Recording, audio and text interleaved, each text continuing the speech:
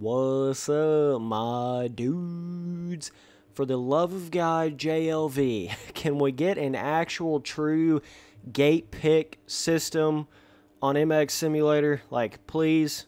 That is like way past due. That needs to be in the next snapshot / update, pronto ASAP Rocky. Like, for the love of God, we've got to have that, because this little random where you just type in which gate you want and you don't really know where anyone else is, and then the race has to restart before you actually run the race, and you got to pick your gate again, but you don't know if you're going to have the same gate, and then you have a different gate.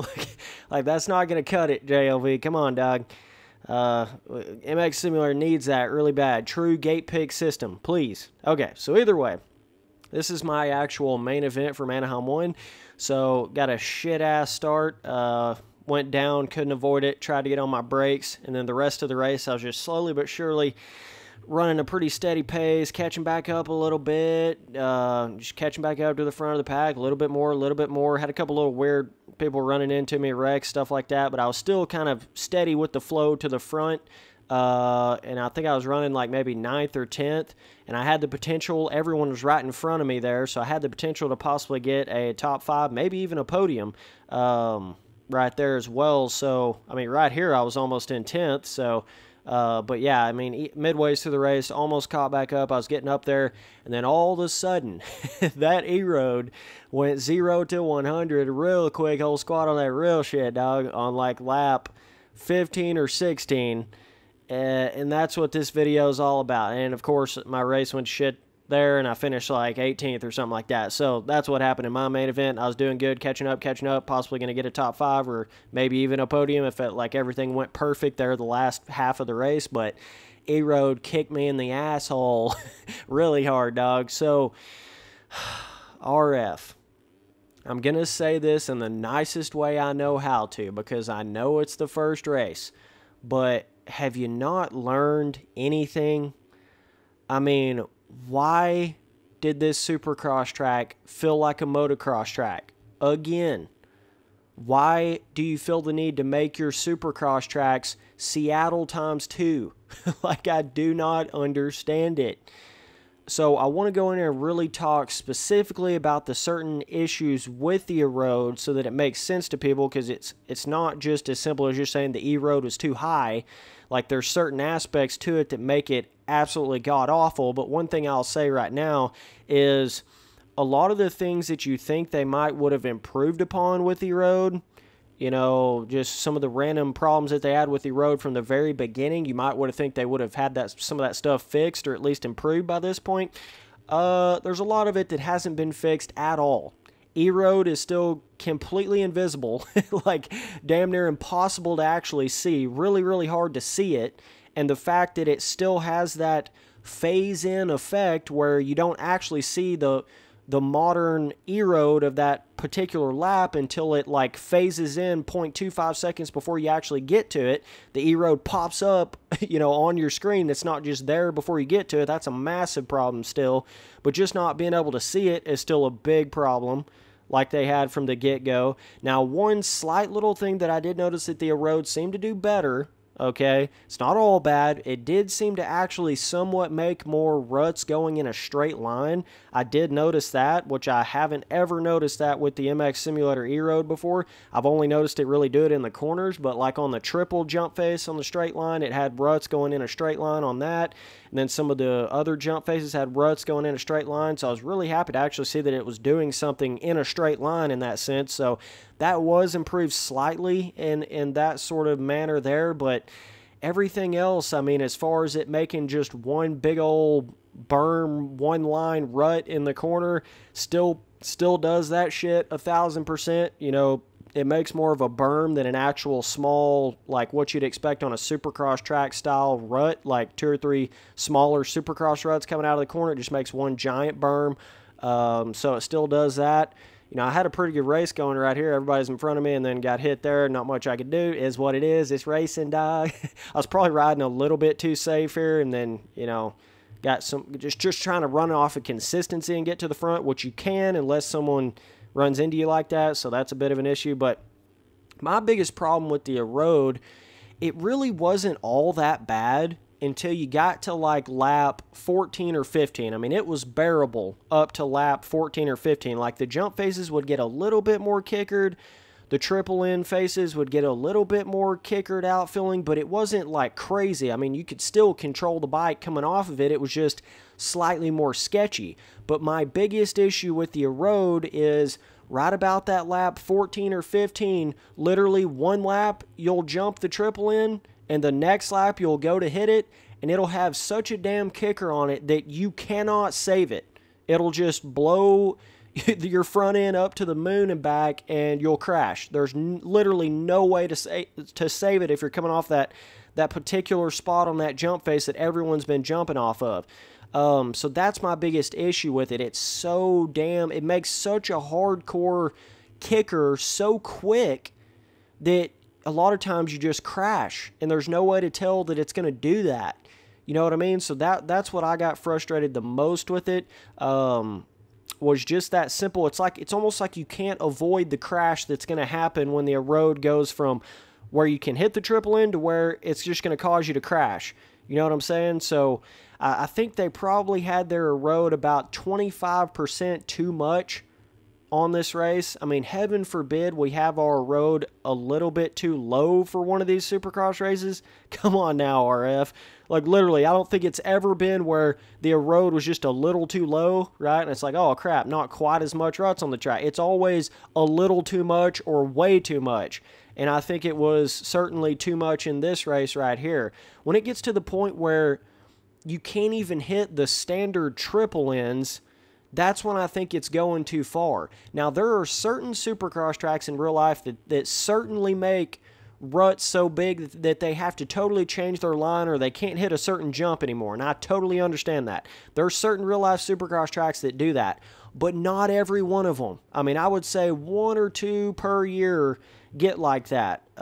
So, you know, if you want to have 1 or 2 of your Supercross tracks in a year, like Seattle and certain rounds like that are known for getting those massive-ass ruts that you have to totally get out of that line, you can't even go in it at all. If you want to have that for 1 or 2 rounds, that's okay, but do not have that on every single round, RF. Like, that's insane.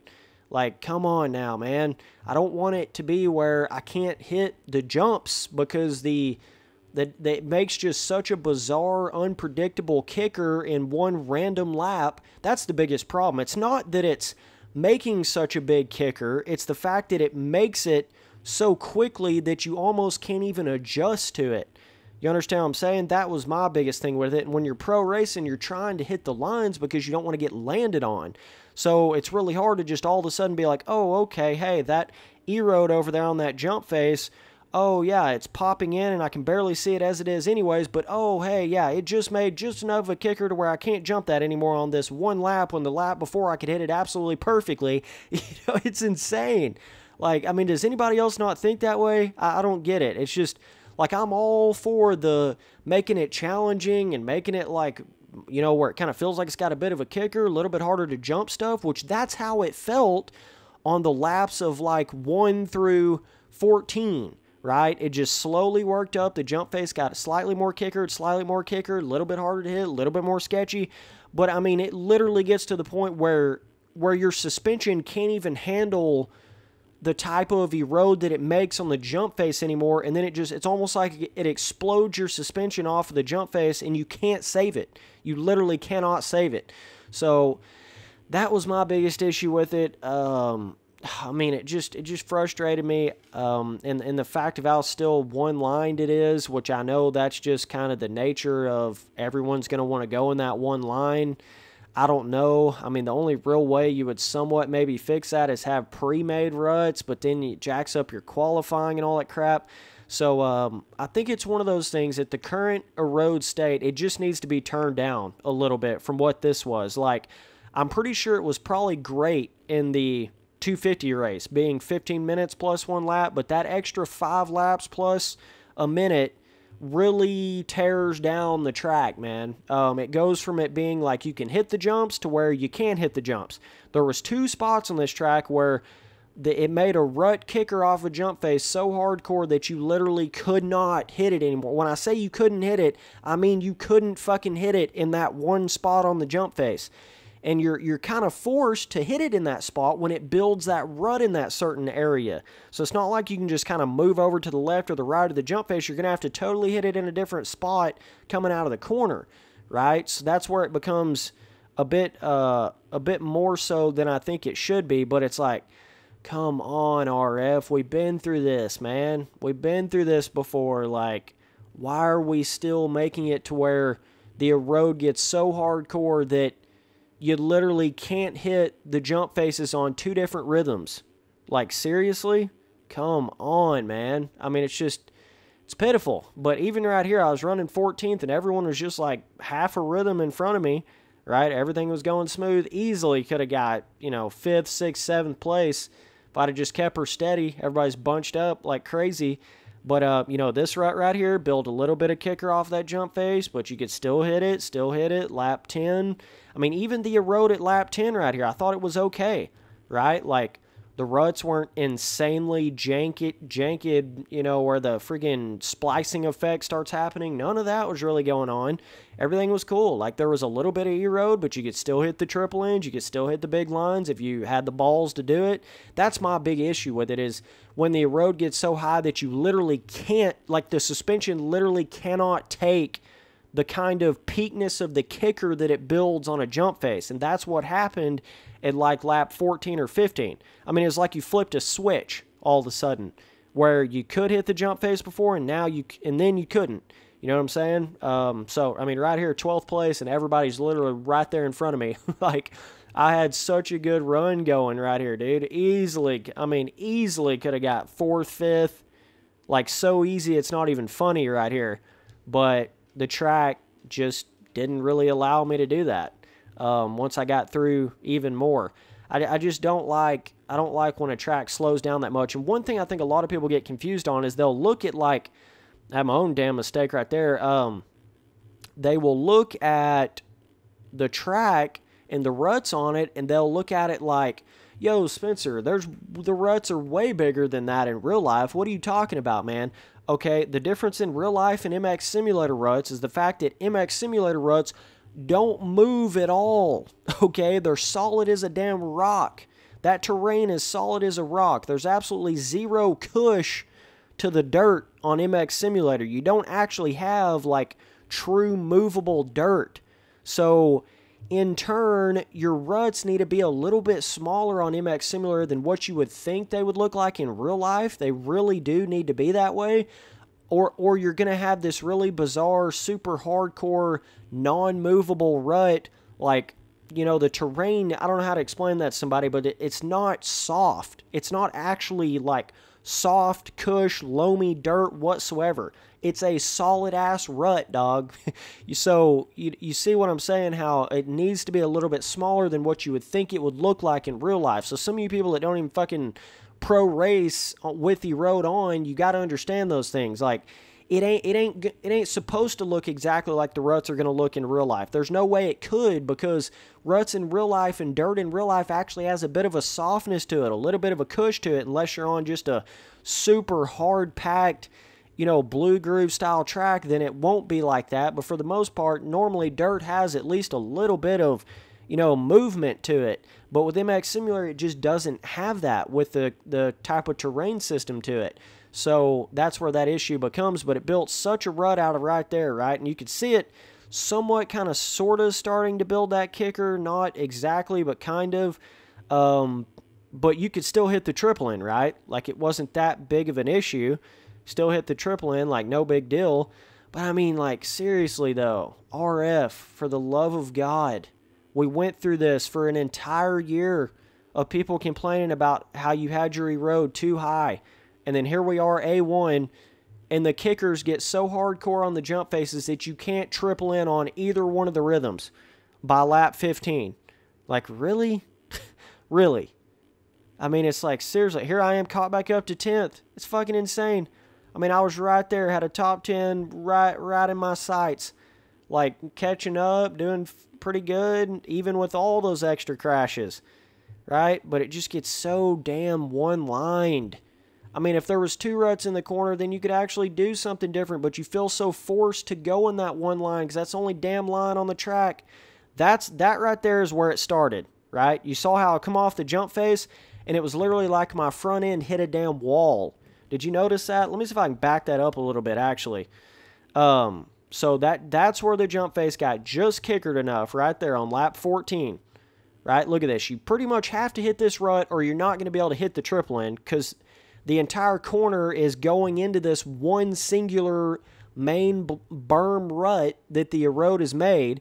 You can see the kicker right there, and then it literally builds such a fucking peak on the jump face that your front end just can't handle it.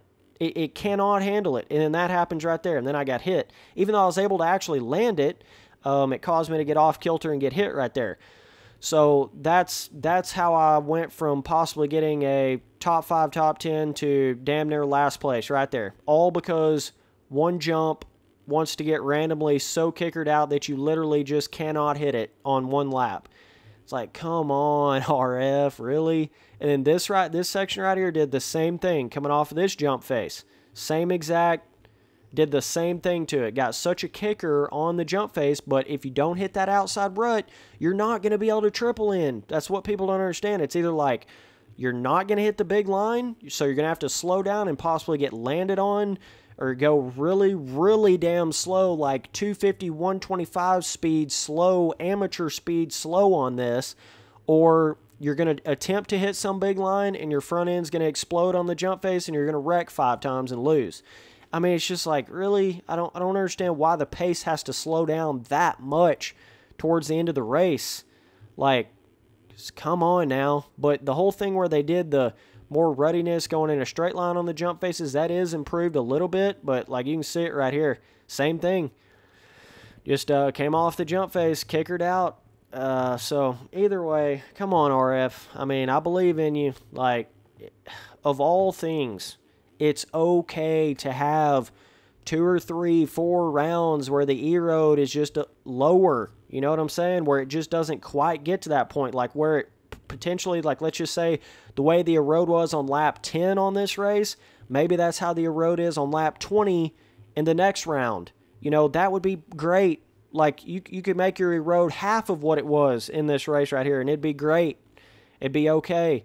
You'd still have your one-line bullshit, but you're going to have that anyways. So, you know, I just think it makes it more of a, like, janky motocross, endurocross, mudder kind of feeling when they have their Erode like this, more so than an actual supercross track, in my opinion. And you, like I said, you can't just go off the way it looks visually, because that dirt's not actually movable. It's sturdy as hell. So you got to look at in the way it actually builds those cupped out kickers on jump faces. It's a totally different animal, man. So like right there, you can somewhat kind of sort of go up that jump face and hit the actual face a little bit more to the left, kind of sort of. But I mean, good God, man, I still think that's just a little too extreme for Erode on MX Sim, in my opinion. But yeah, that right there, that's where when that jump face started getting way too gnarly, and we're on lap 14, 15. There is still 5 to 6 laps, 7 laps in the race, man. Like, and it's already getting to where you can't hit the big lines. You like literally cannot do it. Can't come off of that jump face. Too much of a kicker. I don't know what else to say. I was certainly expecting a lot more out of the Erode here.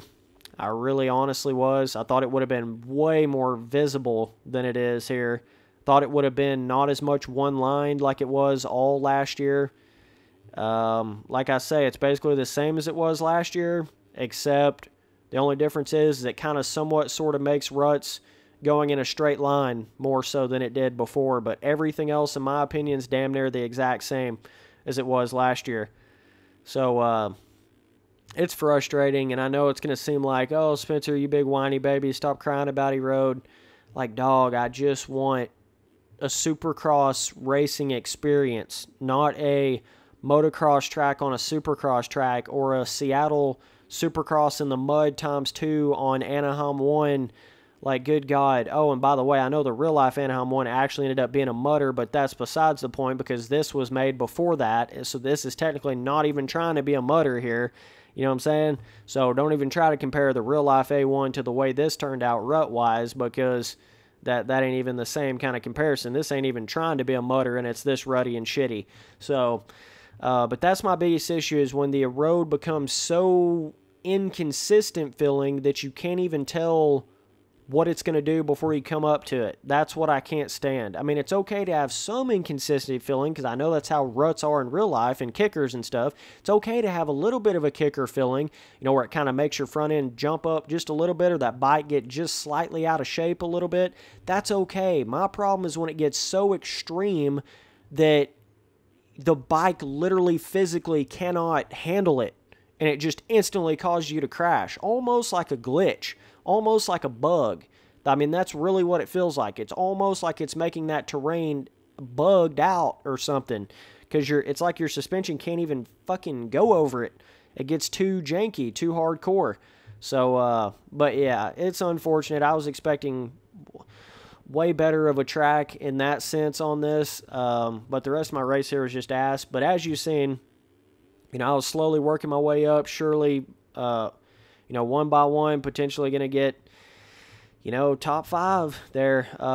If that Erode wouldn't have got like that, I certainly would have. I mean, I know for a fact I would have got top 5, potentially even 4th, 3rd, even with the first turn crash and all that shit. But it's just unfortunate that you got to slow your pace down to literally a beginner level on all these races on like lap 14. I just don't like how slow the race gets.